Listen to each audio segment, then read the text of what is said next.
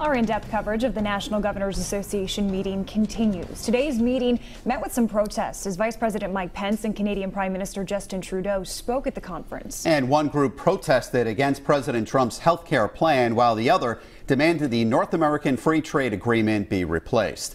Eyewitness News reporter Kim Kalunian has our in-depth coverage now from the Providence Mobile Newsroom. Kim? Well, Mike and Caroline, a very busy day inside of the convention center, but also lots of activity out here as protesters tried to make their voices heard by the leaders gathered, including Trudeau and Pence. When do we want it? Protesters in the shadow of the convention center using bullhorns to try and make their voices heard by those inside at the National Governors Association summer conference. This group calling for the replacement of the North American Free Trade Agreement, or NAFTA, an agreement between the U.S., Canada, and Mexico. With Canadian Prime Minister Justin Trudeau in town and President Trump eyeing changes to the pact, protesters outside of the convention center say something needs to be done to make NAFTA more worker-friendly.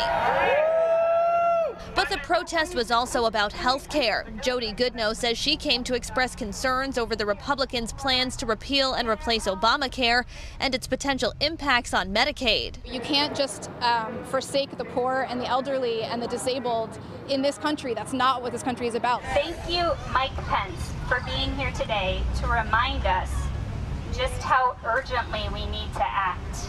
It was the same message at another protest down the street in Burnside Park. The threat to our country is real, and it's right here in Providence.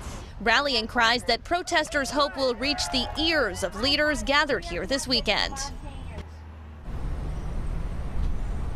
And coming up new at 6, we'll tell you what law enforcement is doing to keep all of those protesters and all of these politicians safe. For now, reporting live in Providence with the Mobile Newsroom, Kim Kalunian, Eyewitness News. Thank you, Kim. Count on Eyewitness News for continuing coverage of the National Governors meeting all weekend long, on air and online right now on WPRI.com. You can also see Danielle North's one-on-one interview with Governor Gina Raimondo about what this event means for Rhode Island. We want to turn now to my colleague, Eyewitness News reporter Kim Kalunian, who has been outside the venue today where protests were happening alongside this meeting, and she has more on that as well as the security dimension here. Kim? Well, Jared, sounds like you've had a very busy day inside of the convention center, but as you mentioned, there's been a lot happening out here as well. Lots of activity, protests and motorcades, and police have made sure that everything is running smoothly and safely. I've got a clear message. Protesters in Burnside Park and in the shadow of the convention center as the Vice President, Canadian Prime Minister, and more than 30 governors meet in Providence. A big job for state police. They are doing the work of a police force 3 times their size. Colonel Anna Sumpico and Lieutenant Colonel Kevin Barry say they've been preparing for this event for a year.